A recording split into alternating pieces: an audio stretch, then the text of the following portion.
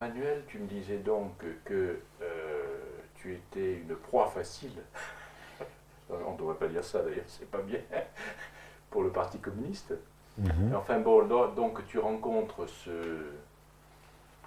Oui. homme qui s'occupe de photos Mhm. et tu étais en train de me raconter le travail. Alors toi, tu participes à ce travail. Initialement, non. Je le voyais faire, il me disait rien de quoi il s'agissait, quoi. Je crois qu'il essayait de voir qui j'étais, parce que dans la vie j'étais mal vu, donc il se méfiait. Mais peu à peu, il m'a apprivoisé. Et puis voilà, il a commencé à me donner les journaux, qui étaient des journaux imprimés sur du papier très très très très fin, qu'on cachait. On pourrait les plier jusqu'à que ce soit un petit truc très petit, quoi. Il le cachait facilement. Il y avait même dans la région, tu vois, une possibilité de les cacher sur les semelles. On en avait beaucoup.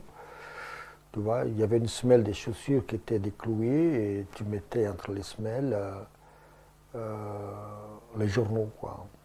Puis tu refermais la semelle. Il fallait faire attention pour que ça ne retombe pas. Tu marchais là-dessus, quoi. Mais alors toutes ces précautions, c'est parce que le Parti communiste est interdit, bien sûr, au Portugal. Le- Tous les partis, pratiquement, sauf les partis fascistes, sont interdits. Même les partis qui se disaient républicains ou qui se disaient démocrates, tout simplement, tout était interdit. C'était le parti unique, quoi, le parti fasciste, qui n'était pas même un parti en tant que tel, quoi, avec des structures et tout ça. Au fond, c'était un front fasciste de gens qui appuyaient le pouvoir, quoi.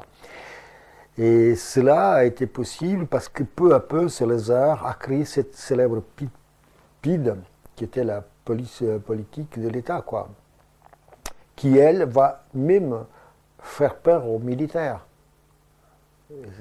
La grande arme de Salazar, c'est cet appareil politique-là qu'il va créer, qui, il avait compris que tous les changements politiques au Portugal étaient opérés par l'armée, généralement. Donc il se méfiait des coups d'État, aussi bien du côté de l'armée, et il se méfiait du peuple, quoi. Donc il a créé cette organisation politique, de police politique, la PID, qui contrôlait aussi, espionnait aussi chez les militaires que chez les civils. Donc tout le monde était bien gardé, et tout le monde commençait à avoir peu à peu peur. Même les généraux et tout ça, bon, et la preuve, c'est qu'un général, qui était le général le plus jeune du Portugal, qui s'est porté à la candidature de, de la présidence de la République lors des années 58, il a été finalement assassiné. Il s'appelait comment? Il s'appelait Humberto Delgado. Il y a maintenant un front, comment dire, un mouvement au Portugal qui essaie de rétablir son image. C'était vraiment un type qui est allé jusqu'au bout. Il a pratiquement gagné les élections, bien que tout était truqué. Et puis il a été obligé de se tirer, de se réfugier dans une ambassade et de se tirer, quoi. Puis à l'étranger, il a formé un parti, un front portugais contre le salazarisme. Il était, lui, à Alger. Alors ces journaux communistes donc qui sont distribués par ce vieux sont imprimés au Portugal. Clandestinement, ouais. Tout est imprimé clandestinement dans le pays, quoi. Et donc, sont des journaux qui étaient distribués par les militants.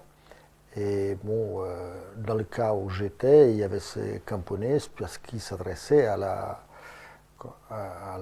aux paysans, aux travailleurs agricoles, parce que les paysans ayant des propriétés, il y avait très peu. Il y avait que les grands latifundiaires. Et puis bon, il y avait très peu de paysans qui avaient des terres à eux-mêmes. C'était donc des terres qui appartenaient aux seigneurs. C'était féodal, quoi. Alors est-ce que c'était dans les années 50 là aussi? Oui, Parce que c'était dans dans les les années années 50. 50, j'ai lu que le secrétaire général du PC, Álvaro Árvore Cunha, coloniale. avait été emprisonné. Oui, il a été emprisonné, beaucoup de gens ont été emprisonnés, et le système était vraiment celui de remplir les prisons politiques, des prisons qui étaient souvent très très violentes, hein, très dures à supporter. Parce qu'il y avait des prisons comme celle où était Cugnaal, qui étaient il y avait des pièces où tu étais dans l'eau en permanence, quoi, parce que c'était au bord de la mer, et l'eau montait, et quand l'eau montait, tu étais dans l'eau, quoi, des journées entières, quoi. Et c'était donc des prisons d'une grosse, finalement, violence et difficile à subir. Alors là, il y a les premières contradictions, elles m'apparaissent pas immédiatement quand je suis entré au Parti communiste, quoi. Étant donné que... Mais comment tu adhères là? Parce que tu adhères clandestinement, puisque c'est Oui, un parti interdit. absolument, oui. Ce vieux arrive à te séduire finalement Mhm. par son travail d'abord, ensuite par ses idées. Et comment il fait pour t'exposer les théories du Parti communiste? Alors lui, il me parle essentiellement, mais bon, lui, c'est un ancien républicain, c'est un type qui a fait la guerre civile espagnole et qui a une certaine culture politique, bien qu'il soit un homme simple. Et il m'explique des choses plutôt à la base de la morale qu'à la base du marxisme, parce que les livres sur Marx ne circulaient pas au Portugal, et c'était impossible pratiquement à les trouver. Et personne connaissait exactement le marxisme. C'était, si tu veux, une adhésion émotionnelle, basée sur la révolte et sur l'indignation, qui était ensuite encadrée par une morale civile, quoi, une morale non religieuse, mais une morale quand même très forte, quoi. Alors tu te souviens de ce qu'il te disait cet homme? Oui, c'est-à-dire, je me souviens très bien qu'il défendait l'idée qu'il y avait la possibilité de faire un sort pour que les gens aient tous à manger, aient tous une maison. Hein. Tu vois, les choses très simples, très concrètes, quoi. Ce qu'il fallait, qui automatiquement m'était accessible et sur lesquels je pouvais être d'accord. Donc finir avec les systèmes de latifundiaire, distribuer les terres, créer une réforme agraire, bon, tout ce qui était des préoccupations qui en gros dans la population étaient déjà un peu connues. Vu que ces choses-là étaient depuis des années et des années une évidence, quoi. Que si on ne sortait pas de ce système de culture latifundiaire, on serait toujours dans la dépendance du Seigneur. Et que, souvent, tu vas dans cette région-là, il y a un personnage qui s'appelle Umaltech. Umaltech, c'est un mendiant. Et ce mendiant, qu'est-ce que c'est? C'est généralement un type qui a perdu son travail chez un seigneur parce que non seulement il travaille à l'intérieur de la propriété, mais souvent ils habitent dans des maisons qui appartiennent à ces latifundiaires. Et à partir du moment où tu perds ton travail, tu n'as ni maison, ni toit, ni loi, quoi. Tu es obligé de vagabonder, puisque dans le domaine à côté, il appartient à l'autre cousin. Bon, ça revient comme ça. Donc il y a une sorte de... Il y a des personnages traditionnels qui existent dans cette région, qui s'appellent Maltèche. Et Maltèche, c'est le type qui va de ville en ville, mendie, surtout dans les campagnes, quoi. Il mendie, et il y a tout un tas d'histoires qui se créent là-dessus. Et c'est un personnage mythique maintenant, parce qu'il devient intelligent, quoi. Il trouve des manières de tromper le patron. Tu vois, des histoires de genre, il y a un patron qui est là et il y a un Maltese qui arrive, il lui dit ah patron, vous n'avez pas de quoi me donner à manger parce que j'ai faim et tout ça. Et puis le patron lui dit oui, mais pour manger, il faut que vous travailliez. Et puis l'autre lui dit, le Maltese, mais comment voulez-vous travailler que je travaille si j'ai le ventre vide? Vous avez déjà vu un sac vide se tenir debout? Non, répond le patron. Alors comment voulez-vous que je puisse travailler avant de manger? Donc il dit, bon, alors on va manger. Parce qu'il y avait, on mangeait chez le patron aussi, ce qui était aussi assez connu comme type d'alimentation. Donc il se met plein plein l'estomac. Et puis à un moment, quand il a bien mangé, il va se coucher sous un arbre pour faire une sieste. Et il y a là le patron qui arrive, il lui dit alors, Maltese, mais qu'est-ce que tu fais? Tu as mangé, et maintenant que tu as bien mangé, tu vas pas travailler. Ah, patron, est-ce que vous avez déjà vu un sac blanc se plier? Non, répond le patron. Alors, il faut que je fasse ma digestion maintenant, parce que autrement, je ne peux pas me plier. Il y a des histoires comme ça qui font de ce personnage un personnage proche du peuple, quoi, et qui incarne un peu l'esprit, l'intelligence du peuple à tromper ce patron, quoi. Alors cette région-là était une région donc de travailleurs agricoles, on ne peut pas appeler des paysans, donc des journaliers, quoi. Et souvent, souvent ils habitent comme ça, et d'autres donc étaient dans la place publique contre un mur à attendre qu'on vienne les chercher pour une journée ou 2 journées de travail, quoi. Et évidemment, ça donnait une situation très, très difficile pour vivre, pour tout le monde. Et c'était une évidence qu'il y ait des gens révoltés et qu'il y a encore dans cette région des gens révoltés. Et c'est pas par hasard qu'aujourd'hui le Parti communiste a une grande partie de cette région amont, ou ce qu'on ne sait pas le Parti communiste, c'est un peu le Parti socialiste, parce que ça c'est un peu adouci. Mais en gros, c'est des gens qui ont une décision politique claire, même s'ils ne sont pas très, très doués pour lire, pour s'informer sur les positions politiques. Ils veulent une politique de concret, c'est-à-dire quelque chose qui est proche de leurs problèmes. Alors, quand tu, justement, cet homme, qu'est-ce qu'il te propose concrètement alors? Il me propose, mieux il me propose normalement, c'est-à-dire de commencer à agir dans ma région, là, à côté de ma ville. Il y a toute une industrie de carrière, d'exploitation du marbre. C'est une ville où il y a beaucoup de marbre. Donc il y a des carrières, et là il y a, si tu veux, des ouvriers qui travaillent et tout. Bon. Il fallait aller distribuer le journal à vente chez ces gens-là. Et donc il fallait y aller dans des conditions, la nuit, des endroits précis qu'on ne soit jamais vu. Et pour les paysans, il y avait le journal au Camponès qui était donc distribué aussi dans des conditions similaires. Donc, pour moi, ça ne posait pas de difficulté parce qu'il y a une chose absolument curieuse qui a joué à ma faveur. C'est qu'on me considérait tellement marginal dans la ville que même je n'étais même pas suspect d'être pris pour quelqu'un qui pourrait être un agitateur, comme on dit. Donc c'est un voyou celui-là. Politique, il ne comprendra rien, il est révolté, mais il ne pouvait pas imaginer que derrière, il y avait en effet déjà quelqu'un qui était contacté par un parti qui agissait comme ça, quoi. Donc je ne soulevais pas de soupçons. C'était un avantage. Je distribuais les journaux aussi bien dans la ville que dans les campagnes, tranquille, quoi. Et même parfois très loin, parce qu'il y avait un type qui avait une bibliothèque mobile qui appartenait à la Fondation Gulbenkian, et je lui disais, mais je vais avec toi, si tu peux m'amener, j'aimerais bien voir ton village, puis je donne un coup de main. Et j'allais en effet avec lui, mais j'ai profité en même temps pour aller distribuer tous les journaux du Parti communiste. Alors, est-ce que tu savais ce que tu risquais si tu étais pris? Oui. D'abord, qu'est-ce que tu risquais si tu étais... Et c'est ça qui a commencé à me faire réfléchir. Parce que le Parti communiste insistait aussi pour qu'on écrive sur les murs des slogans, quoi.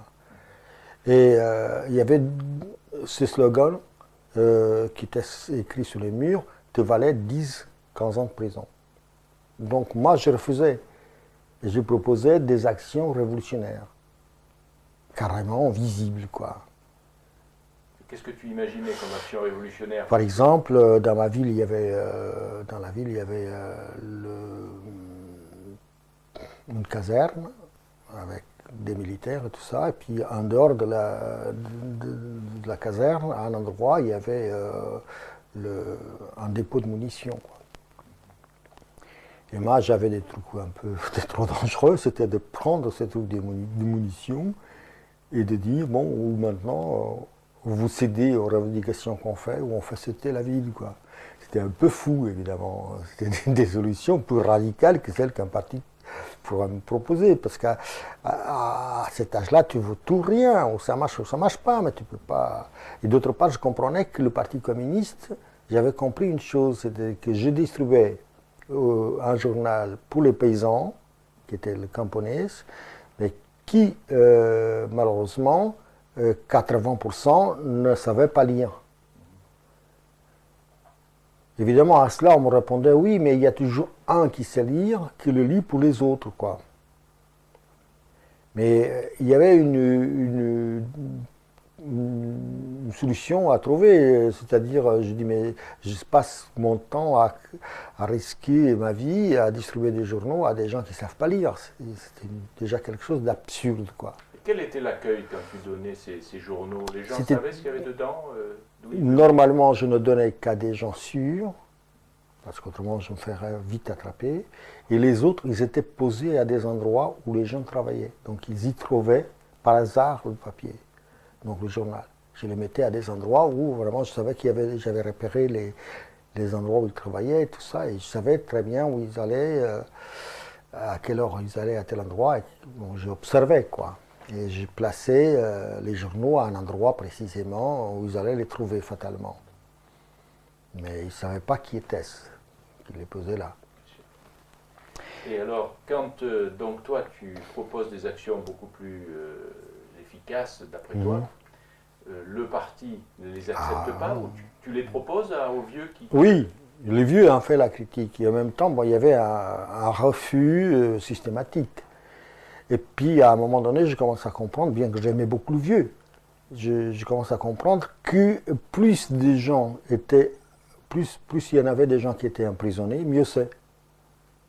Parce que plus ça justifiait la presse communiste, encore des nouveaux prisonniers, encore des gens mis en prison, des travailleurs qui ont été mis en prison et tout ça. C'est-à-dire que, en gros, la politique du Parti communiste à cette époque-là n'était pas une politique agressive, mais une politique qui pensait qu'on allait soulever les gens par le fait que les gens allaient s'indigner d'avoir de plus en plus des travailleurs qui étaient arrêtés. Parfois, c'est vrai, à des moments précis, qu'on y avait des grèves.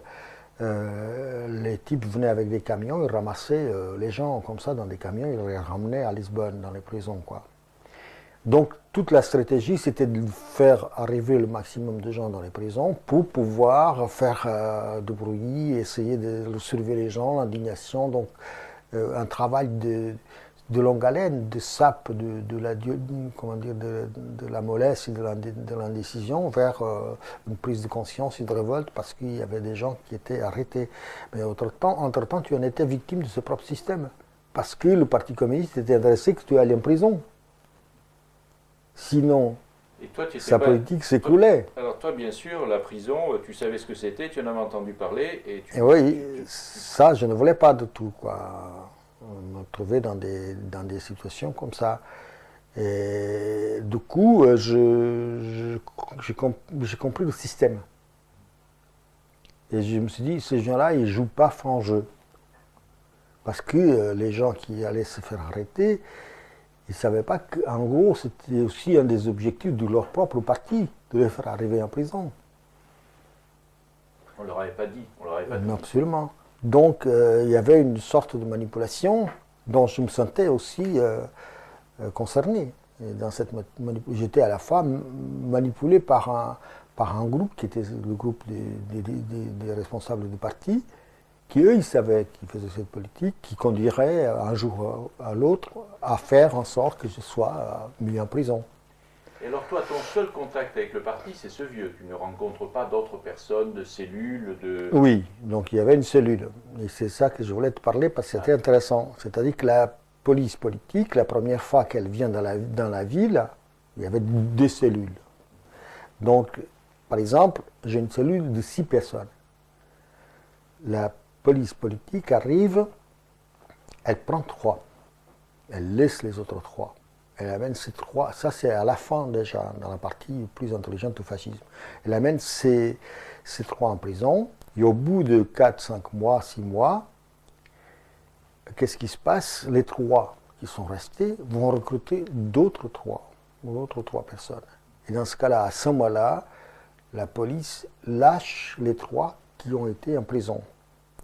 Du coup, elle vient et elle prend les autres 3 qui étaient restés là.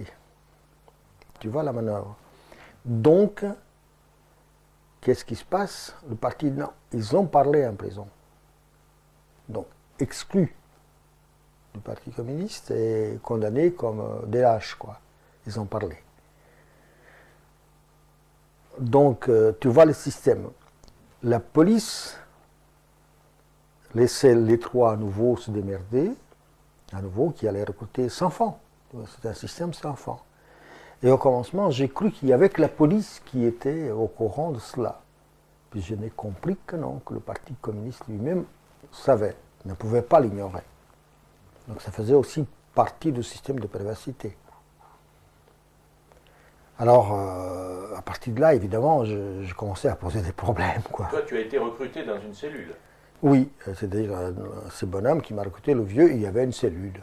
Il y avait 2, 3 autres personnes. D'ailleurs, il y a eu des gens que je connaissais qui ont été en prison dans ce système. Donc j'ai commencé à comprendre. En prison, ils avaient parlé, pourquoi? Parce qu'il y avait des tortures? Non, oui, il y a des tortures. Il y a vraiment des tortures assez fortes, mais souvent, ils n'avaient pas parlé. Parce qu'à la fin, initialement, on les torturait au maximum. Et puis à la fin, le fascisme avait une idée qui était celle de gestionner ce flou de prison, qui leur coûtait cher, puisqu'on était, si tu veux, dans une situation quand même précaire, et qui pensaient que ça ne valait pas la peine, parce que ces gens, ils avaient compris que ces gens-là, c'était des gens de base, qui n'avaient aucun pouvoir, rien, et il suffisait de les brûler, donc de les amener en prison, même de leur faire une peur noire, quoi, mais les torturant beaucoup moins que d'habitude, quoi, parce qu'ils n'étaient pas suffisamment importants, et en les vidant, ils n'avaient souvent pas parlé. Mais pourquoi les partis disaient qu'ils les avaient partis? Parce qu'avant qu'ils sortent de prison, la PIDE venait chercher les autres 3 qu'il avait laissés sur place initialement. Donc automatiquement, les autres en déduisaient qu'ils avaient parlé. Donc ils étaient brûlés. C'était tout un jeu entre la police et donc toi, tu te rends compte finalement que le Parti communiste ne peut pas ne pas être au courant de ces opérations et que toi, comme tu es dans une cellule, maintenant tu risques aussi de te retrouver en prison. Voilà, de me trouver en prison. Et puis en même temps, j'ai commencé à être en désaccord parce qu'il y a des choses à faire. Les gens ne travaillent pas pendant l'hiver souvent, ils n'ont pas de travail, mis à part ceux qui sont pris en tout temps chez les latifundiaires. Donc quand l'été arrive, c'est le moment de faire la moisson. Et les blés est mûr, et il faut à un moment le ramasser, quoi. Donc à ce moment-là, il faut résister au prix qui proposent les latifundiaires. Donc pour résister à ça, il y avait une technique simple. C'est-à-dire où ils montaient les salaires, nous on faisait brûler une partie de la récolte. Vraiment, les assurances n'étaient pas dans leur milieu. Donc ils savaient où ils augmentaient les salaires, où le reste y passait. Pourquoi? Parce que pour nous, de toute façon, on n'y gagnait rien. On avait faim et on continuait d'avoir faim après. Parce qu'on était tellement mal payés. Donc il fallait faire monter les enchères, quoi. Et pour ça, on brûlait une partie de la récolte et les types savaient qu'il fallait augmenter. Mais le Parti communiste était contre ça. Parce que ça, c'est-à-dire saboter le travail, saboter tu vois, la production, c'était pour eux trop moraliste, plus moraliste que marxiste. Et tu vois, c'était quelque chose d'inacceptable. Donc ils réprouvaient ce genre d'action, quoi. Il y avait quand même des gens qui le faisaient? Mais oui, parce que c'était du concret, quoi. Mais ils réprouvaient ça, quoi. Mais ils ne réprouvaient pas qu'on aille 10 ans en prison parce qu'on a écrit Vive le communisme ou encore Salazar, encore 2000 personnes en prison ou un truc comme ça, quoi. Alors là, ça courait aucun risque, quoi. Donc tu allais en prison pour rien. Et les enjeux étaient nuls quoi, dans ces trucs-là. Soi-disant que, bon, s'il fallait faire prendre conscience aux gens de la situation, quoi. Et alors, est-ce que c'est à ce moment-là que tu décides de partir ou comment ça se... Non, c'est-à-dire que c'est dans cette zone-là parce que, bon, à 17 ans, j'ai eu un problème, c'est que j'ai eu une tuberculose, quoi. Dû au travail, dû à un tas de choses, quoi. Et je suis parti dans un sanatorium, quoi. Je suis resté une année, grâce à quelqu'un qui m'a trouvé quand même la possibilité d'aller dans ce sanatorium, quoi. J'étais assez affaibli et quand je suis revenu, j'ai eu à nouveau du mal à rentrer dans ma survie parce que j'avais ce problème-là, je ne pouvais pas tellement faire d'efforts, quoi. J'ai commencé donc à ce moment-là à contacter un copain qui était un ami de gosse, dont le père était boulanger et lui il allait au lycée, quoi. Pour le lycée c'était un collège, quoi. Et il étudiait. C'était un type qui aimait ça, il y avait des bouquins et tout ça, et lui il a décidé avec moi, il allait m'apprendre à lire, à écrire et tout ça, et je vais faire mes examens de base, quoi. Donc on est devenus très très copains, et en effet contre le gré de son père, parce que son père ne voulait pas. Il y a une chose d'ailleurs qui est notable, extraordinaire pour moi, c'est que ce garçon-là, à un moment le père lui a dit, écoute, je te donne une voiture, une Volkswagen, mais à la condition que tu ne accompagnes plus avec Manuel. Parce que d'abord, il y avait le danger et la peur de la tuberculose, et puis aussi l'image mauvaise que j'avais dans la ville, qui avait poussé son père à faire cette proposition. Et d'ailleurs, son père, lui, il se rapprochait de plus en plus des gens riches de la ville. Il voulait être pris comme sa boulangerie marchait, il avait commencé à ouvrir d'autres, ça marchait et tout ça. Et son fils, qui est un type extraordinaire, il est toujours journaliste à Lisbonne, il lui a répondu, non, moi, vous savez, mon père, je ne changerai jamais un ami contre une voiture.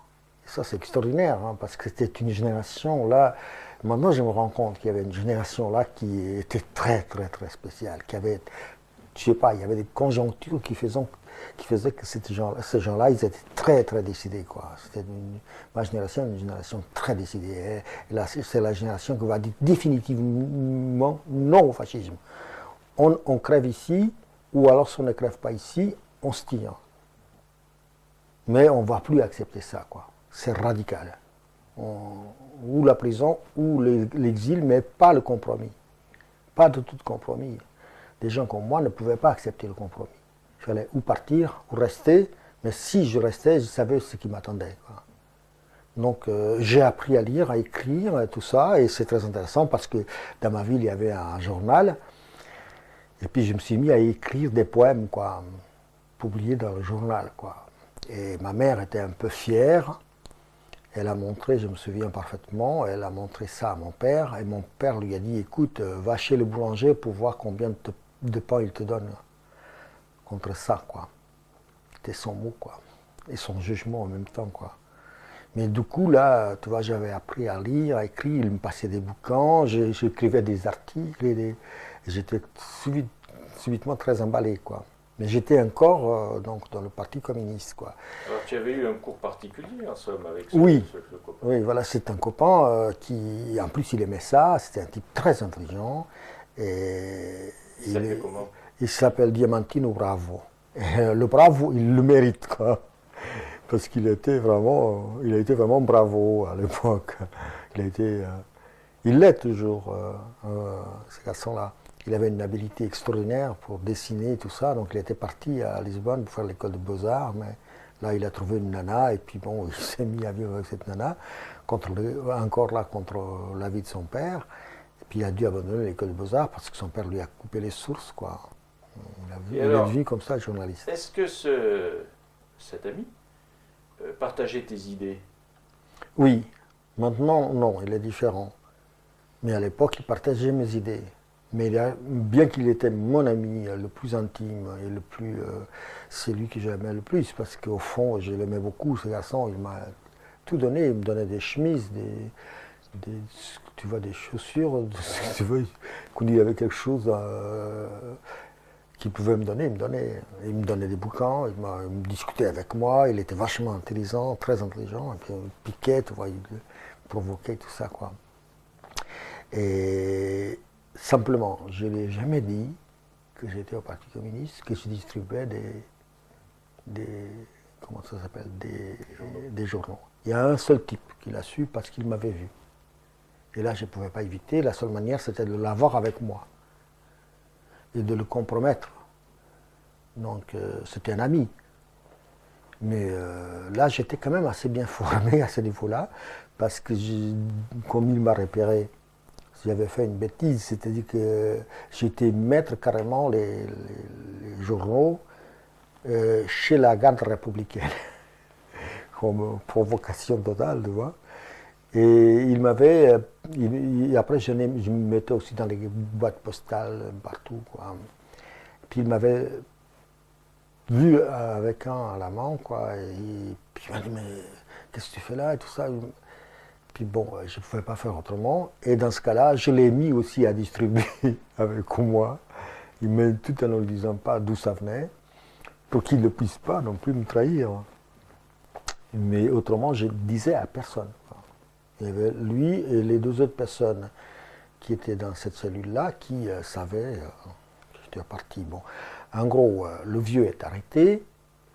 Et le vieux est arrêté, on l'amène à Évora, puis ils ont arrêté 6 personnes. Ils m'ont laissé sur le pavé. Ils ont amené le vieux. Le vieux est revenu, il m'a dit, bon, il faut se tirer. Cette fois, il faut se tirer.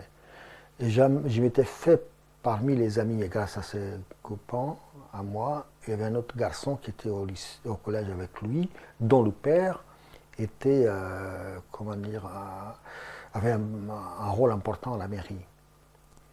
Et le jour où la PIDE était venue pour moi, le gamin, il est venu me dire. D'ailleurs, je regrette beaucoup, ce gamin s'est suicidé par la suite à cause de son père. Et là, j'ai compris qu'il fallait partir, quoi. Mais bon, ça, je fais un saut parce qu'il y a toute ma vie dans l'armée qui a été extraordinaire. Parce qu'à 20 ans, je suis parti à l'armée. Alors, à l'armée au Portugal? Oui, l'armée au Portugal. Et donc, à l'époque, c'était la guerre qui avait commencé avec l'Inde pour les possessions que le Portugal avait en Inde. C'était Goa, Damaoidiu. Et au moment, j'étais là, et donc on a fait un soulèvement dans la caserne, évidemment. Il y a eu tout un tas de choses, ce qui fait que j'étais en prison Alors, dans quelle caserne? Parce que là, c'est juste à côté de ma ville, il y a une autre ville qui est encore plus proche de l'Espagne, qui s'appelle Elvas. Et donc, c'était un régiment d'infanterie qui était là-bas, et j'étais dans ce régiment-là. Et tout de suite. Donc là, on est en quelle année? On est en 1956-57, quoi. 56-57. 57-58, hein. 56, 57, 58. Et donc j'entre à l'armée et là, il y a toute cette effervescence de savoir que probablement on va partir en Inde, quoi, pour défendre ses positions, quoi. Donc il y a toute une agitation que je me suis mis à faire là-dedans, évidemment, et ça a dégénéré avec des mouvements à l'intérieur de la caserne, même des lits qui ont été jetés par la fenêtre, à la fenêtre, il y a tout un... Et donc j'ai été condamné en prison et il y a eu en effet, comment dire, d'autres personnes qui ont eu le même problème que moi. Et puis par la suite, ce qui vient à se produire, c'est que je suis sorti du régiment et je suis disparu pendant un moment et quand je suis revenu au régiment. Mais alors là, quand tu connais la prison, c'est la prison militaire. Oui, c'est la prison militaire. Donc c'est la première fois que tu vas en prison. Mm-hmm. Et mis à part les petits passages de gamins. Par, Ah, tu avais déjà connu la prison? Oui, à cause des petits vols. Des larcins. Alors là, la prison militaire, est-ce que c'est une prison dure? Oui, c'est une prison très, très dure, parce que c'était sous terre, hein. Donc les cellules, et tu voyais, c'est un peu comme dans les films mexicains, tu vois. Tu voyais les pattes des chevaux qui passaient devant, tout ça, quoi. Et dans la prison, il n'y avait pas d'eau. C'était une punition, il fallait descendre la colline et aller chercher avec des fous de l'eau, quoi, qui te transportaient à dos, quoi. Enfin, à l'épaule, comme ça, et bon, c'était des poids assez lourds, et tout ça. Et là, j'ai eu des gros problèmes parce que je me suis bagarré aussi à l'intérieur de la prison, donc là-dedans, je n'ai encore attrapé même un peu plus, quoi. Et puis quand je suis sorti de cette prison, j'ai eu une chance énorme, parce que c'est grâce à ça que je ne suis pas parti à la guerre. Parce ils commençaient à avoir de plus en plus de problèmes, et les types ont exclu tous les mecs qui avaient des punitions, pour ne pas agiter les gens dans les bateaux et tout ça, ils avaient peur. Mais entre-temps, ce qui s'est passé, c'est que j'ai failli être traduit à un tribunal de guerre parce que j'avais perdu toutes mes affaires militaires, le casque, les chemises, tout, vraiment rien à voir. Ce qui fait que je sortais de la caserne, je revenais parfois 15 jours après, et puis j'en avais plus de la moitié des affaires, et j'ai failli être jugé à un tribunal de guerre. Encore là, par chance, il y avait un type dans ma ville son frère était un militaire qui était à l'état-major, qui a réussi à me. J'étais donc évincé des militaires avec. C'est marqué à rouge, indigne de porter l'uniforme portugais. Et voilà, ça s'est terminé. Et puis je suis revenu donc à ma ville. Les activités avec le Parti communiste ont continué, évidemment, jusqu'au moment où, en effet, ce mois-là, dont je parlais tout à l'heure, tu as rencontré cet ami. Où j'ai failli être définitivement en prison. Et avec le vieux, on est parti. On a traversé l'Espagne. Et lui, il parlait bien l'espagnol. C'est lui qui te propose de partir. Oui, il m'a dit, il faut partir. Alors, est-ce que vous saviez où vous alliez partir? Moi, je savais. C'est-à-dire, je me suis dit, moi, c'est la France qui était dans ma tête, quoi. Et pourquoi la France? Parce que quand j'étais gosse, à cette période-là, j'étais arrêté dans la rue si je chantais la Marseillaise. Donc, au Portugal, si tu chantais la Marseillaise à plein poumon dans la rue, tu te faisais arrêter. Donc, pour moi, c'était un bon signe. C'était un signe vraiment qu'il y avait quelque chose d'important là-dedans. Donc, pour moi, c'était la France, quoi. C'était évident. Si la Marseillaise était interdite, c'est qu'il y avait quelque chose de subversif là-dedans, quoi. Pour moi, c'était évident. Et donc, j'ai filé vers la France. Il est venu jusqu'à... Est-ce que tu as averti tes parents que tu partais? Non. Tu n'as averti personne? Non. Personne ne le savait, vous partiez tous les deux? Il y avait une personne qui le savait, oui. Mais... à tel point que pendant un moment, dans la ville, il courait le bruit que j'étais mort dans les Pyrénées, quoi. Et donc le vieux, je l'ai laissé à Bordeaux, et moi je suis venu à Paris. Alors vous partez tous les deux à travers l'Espagne. Oui, jusqu'à Burgos. L'Espagne est encore sous le franquisme. Est-ce que c'est dangereux? Clandestinement, oui, si on s'était fait ramasser à l'époque-là, on serait en tôle, quoi. En Espagne, et puis certainement refoulé au Portugal. Parce que, je te fais remarquer, c'était le commencement de l'immigration portugaise. Ah. Tu vois, l'immigration portugaise n'avait pas encore démarré. C'est là. C'est-à-dire, c'est à cette période-là que tout va se passer, quoi. Tout va se jouer. Alors donc, on est dans les années début 62. 62. Début des années 62.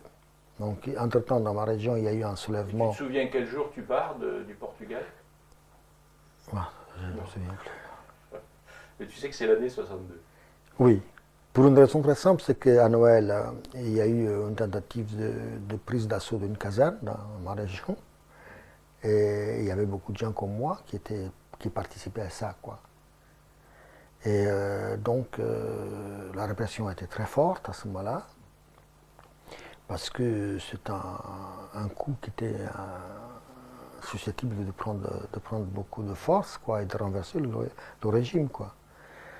Donc, cet événement balise ma mémoire. Et je suis parti, donc, le vieux, qui connaissait bien l'espagnol, parlait parfaitement l'espagnol. D'ailleurs, sa femme, il avait 2 filles, elles étaient espagnoles. Il avait fait la guerre civile et tout, donc il parlait parfaitement l'espagnol. Ce qui était pour nous une garantie. Parce qu'on s'arrêtait, on demandait à manger, ou on ne nous prenait pas pour des étrangers. Alors vous marchiez à pied. À pied, oui. Alors, donc, Jusqu'à Burgos. À Burgos, j'ai trouvé un type qui était un émigré, qui venait d'émigrer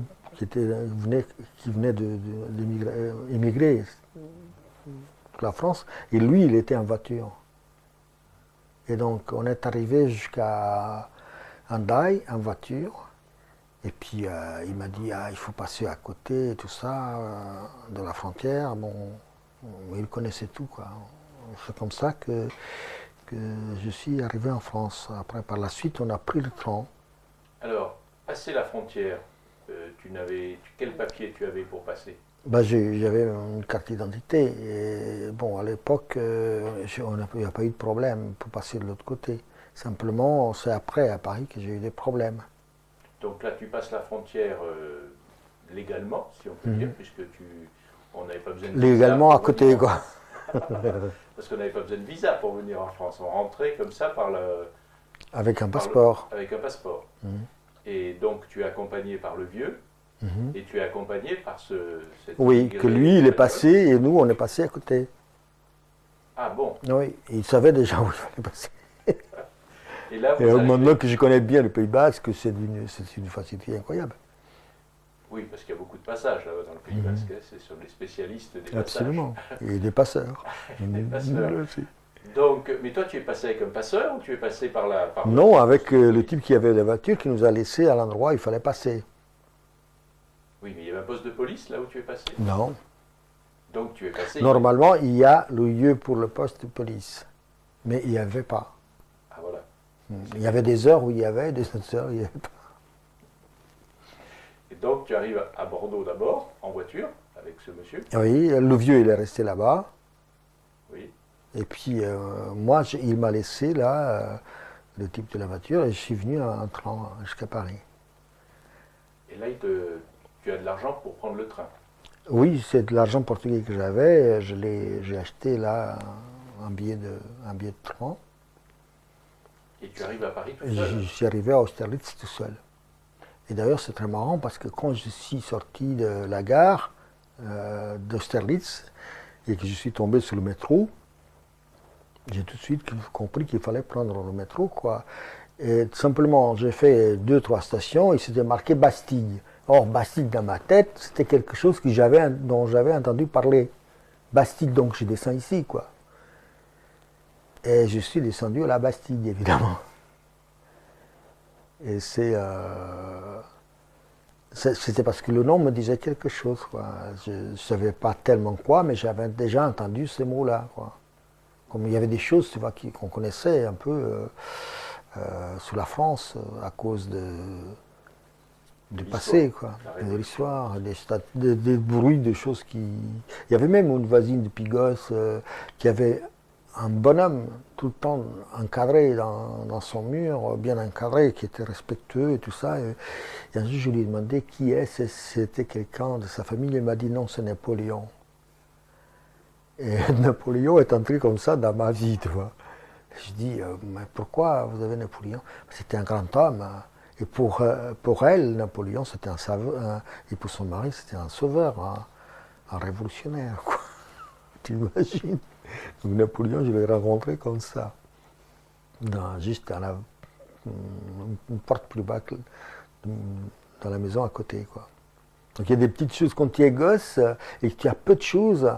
Tout signe est gardé précieusement, jalousement, comme tu dis, tu possèdes quelque chose, surtout quand tu as 16 ans, 17 ans ou 12 ans, où ton identité n'est pas faite, tu es dans l'adolescence, c'est pas tellement, tu as besoin de repères. Et toutes ces choses-là tombaient un peu comme, moi, je refusais toute la société, donc il me fallait des repères extra société. Donc, toutes ces choses-là, je m'y accrochais, comme l'histoire de chanter la Marseillaise. Je ne savais pas la Marseillaise en entier, je savais juste quelques mots qu'on m'avait appris, et puis bon, voilà. Et il t'est arrivé de la chanter, toi, dans la rue? Oui, oui. Et la nuit, surtout quand je voulais faire chier les gardes républicains, je chantais, je me tirais un courant, évidemment. Tu arrives à la la Bastille. place de la Bastille et tu te dis, lorsque tu vois ce panneau, la Bastille, qui te rappelait quelque chose, Surtout le métro, dans le je vais descendre ici. Voilà. Alors, tu arrives là, est-ce que tu vas quelque part, est-ce que tu connais quelqu'un en France qui va pouvoir t'accueillir à Paris? Non, c'est-à-dire que j'avais un copain qui était parti avant moi, qui était un type de Lisbonne, qui avait vécu dans ma ville avant, mais je ne savais pas où il se trouvait. Et initialement, il m'avait envoyé une lettre et, en me disant, oui, de toute façon, je te donnerai un coup de main en arrivant ici, quoi. Mais seulement, je ne vais pas sans reste, quoi. Donc, quand je suis sorti de la gare d'Austerlitz, je suis arrivé à la Bastille au métro, quoi. J'ai vu le métro, ça s'est arrêté comme ça, comme d'habitude. C'était marqué Bastille, j'ai dit Bastille, ça me dit quelque chose, je suis sorti, quoi. Au fond, je me souvenais même plus de ce que ça voulait dire la Bastille, quoi. Et je suis descendu et j'ai commencé à tourner en rond de la place, quoi. Jusqu'à ce que j'ai trouvé une toute petite rue là qui donne sur le côté de la rue Saint-Antoine. C'est une toute petite rue là. Il y avait un hôtel minable, mais vraiment un petit hôtel tout minable. Et j'ai demandé s'il louait des chambres et s'il louait des chambres bon marché, quoi. Le type ne comprenait pas parce que je ne parlais pas de tout le français. Mais il savait, il était habitué à trouver des étrangers là, quoi, dans cet hôtel. Et il m'a fourgué à une chambre pas chère, qui était une chambre mansardée en haut de l'immeuble, quoi. C'était un tout petit hôtel au marché. Il existe toujours cet hôtel, mais il a été amélioré par la suite, quoi. Et voilà, je suis resté là. Alors, tu es installé dans cette chambre d'hôtel. Tu ne parles pas français. Est-ce que tu le comprends un peu?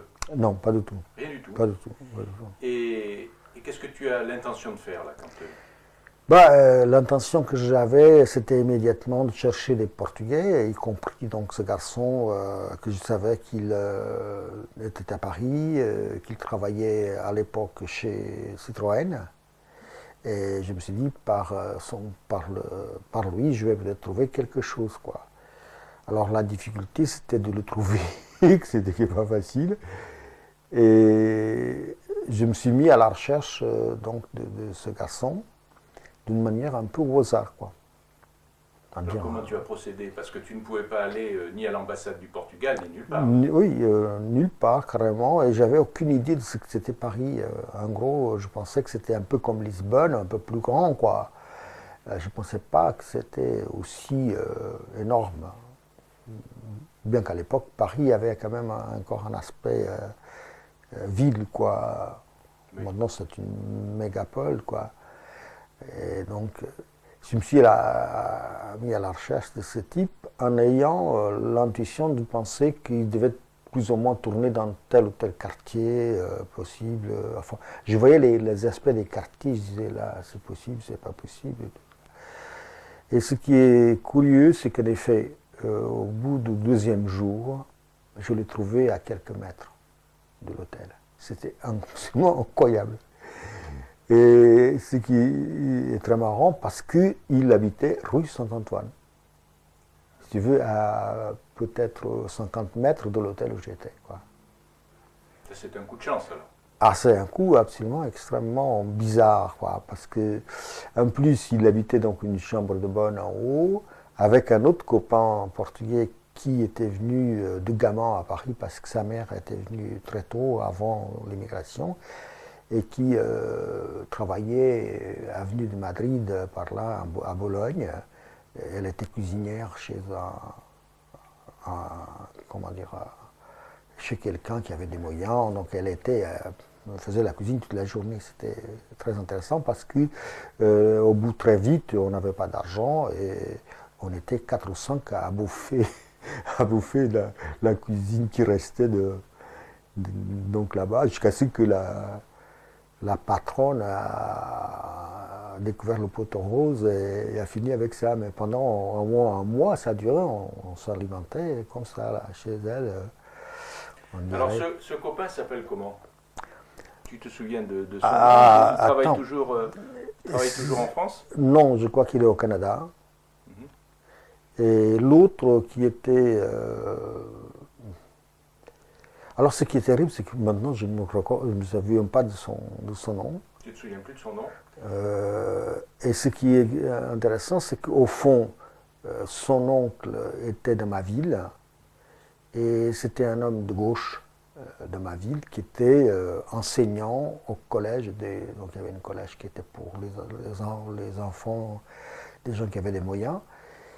Et cet homme, il était de gauche, donc je le connaissais à cause de ça, bien que lui, il ne m'attribuait pas tellement d'attention, vu que j'étais un peu considéré un peu marginal dans la ville, quoi. Mais il m'a toujours inspiré une certaine considération, quoi. Et donc ce gosse, il était plus jeune que moi. Et j'ai après essayé d'être, ou volontairement ou de sa part, j'étais pratiquement son frère plus âgé, après pour essayer de le mettre dans la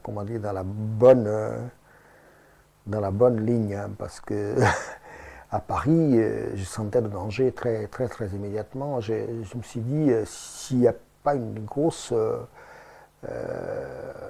force d'autorité, par rapport à soi-même, par rapport même à ses copains là, et bon, on sera vite en tôle ou dans des situations comme ça où rapidement tu peux déraper dans la marginalité, dans la délinquance, quoi. Et ça, c'est comme un instinct, tu vois, de survie qui immédiatement, comment dire, pris possession de mon corps, de mon attitude, ce qui faisait que, à un moment donné, il est disparu parce qu'il me détestait, en gros. Parce que moi, pas question je devenais un peu plus exigeant qu'un père, tu vois. Allez, dans la ligne là, j'allais voir s'il travaillait, quand il était tout le temps en train de manquer au travail. Donc j'étais devenu un peu quelqu'un d'insupportable. Et ce qui fait qu'au bout de quelques mois, il est disparu donc de la chambre où on était tous les trois, parce qu'au fond, la chambre appartenait à la mère de ce garçon, donc cette dame qui était cuisinière, quoi. Il est disparu et puis il a pris son autonomie, et quand il me voyait, il avait plutôt peur. Alors ces jeunes gens-là que tu rencontres à Paris, qui sont de ta région, eux-mêmes, pourquoi ils avaient quitté le Portugal? Pour les mêmes raisons que toi? Oui, lui, c'était pour la raison... Il n'était pas du tout dans une situation politisée. C'était plutôt pour échapper à la guerre coloniale, quoi, qui avait démarré déjà, quoi, donc, à ce moment-là. La guerre en Angola, notamment. C'est-à-dire que la guerre en Angola, tout ça commence en même temps. C'est pour ça qu'il y a une symétrie entre l'immigration portugaise et la guerre coloniale. Je crois que l'autre fois, je t'en ai parlé. On n'en a pas complètement, on l'a pas enregistré. Donc c'est peut-être intéressant que tu nous rappelles quand c'est que ces guerres coloniales ont vraiment démarré au Portugal, comment elles ont été perçues par la population et notamment par les jeunes qui devaient aller combattre là-bas et faire un service militaire, je crois, très long. Et qu'est-ce que ça a eu comme conséquence sur l'émigration? Ah oui, voilà. Donc, ces garçons-là, ils venaient précisément pour échapper au service militaire et en conséquence du fait qu'il fallait partir dans les colonies, Mozambique et Angola, où en 1960-61 ont démarré les premières guérillas, quoi. Et ces guérillas se sont vite développées assez fortement et a pris, si tu veux, le pli dans l'histoire tu vois, du régime fasciste, sans qu'ils le sachent, ils avaient atteint le niveau de non-acceptation par la population elle-même, la rupture totale, ce qui fait que par la suite, l'immigration démarre vraiment avec une force incroyable, jusqu'à 1963-1964, un peu de temps, il y a eu environ 200 ou 300 000 personnes qui sont venues en France. Et on est là à cheval sur quelque chose qui est fondamentalement important, c'est en 1958, il y a les élections, où le général Delgado, qui a été plus tard assassiné par Salazar, avait gagné les élections, quoi, et était dans une situation, à un moment de clandestinité. Il a dû se réfugier dans une ambassade et quitter le Portugal. Et je pense qu'au niveau de l'inconscient social, cela a joué un rôle extraordinaire. C'est-à-dire que les gens qui sont venus en immigration, instinctivement, ils avaient la conscience que le dernier espoir, ou la dernière carte de l'espoir d'un changement politique au Portugal venait d'être joué. Et que le pouvoir ne pouvait pas tomber d'une manière légale, et il n'y aurait que la violence qui le ferait tomber. Et je pense que les gens, par exemple paysans qui sont venus comme immigrés, c'était des gens qui n'étaient pas politisés, il n'y avait pas de structure politique pour encadrer ces gens-là, et pour eux, inconsciemment, ça a été une prise de décision d'immigrer due au contexte national, quoi. C'est-à-dire qu'ils ont immigré, on dit toujours que ce sont des immigrés économiques, mais comme ils immigraient par des milliers, il y a ce moment précis, me mène à croire, je pense que c'était une réaction, même si pas très consciente, à la fin d'un cycle qui était le cycle fasciste, et qui ne pouvait plus donc donner d'ouverture ou désespoir, et que dans ce cas-là, les gens partaient. Ils préféraient partir parce qu'ils ne pouvaient pas faire la révolution au Portugal. Il n'y avait pas de structures suffisamment développées et solides pour s'opposer au gouvernement, et eux-mêmes, n'ayant pas une conscience politique, ils savaient que c'était impossible. Il ne valait plus la peine de rester. Et donc, pour moi, c'est le plus grand coup donné au fascisme, c'est l'immigration. On dit que c'est la guerre coloniale qui a fait tomber le régime au Portugal, mais c'est aussi l'immigration. C'est l'immigration qui a fait tomber le régime fasciste.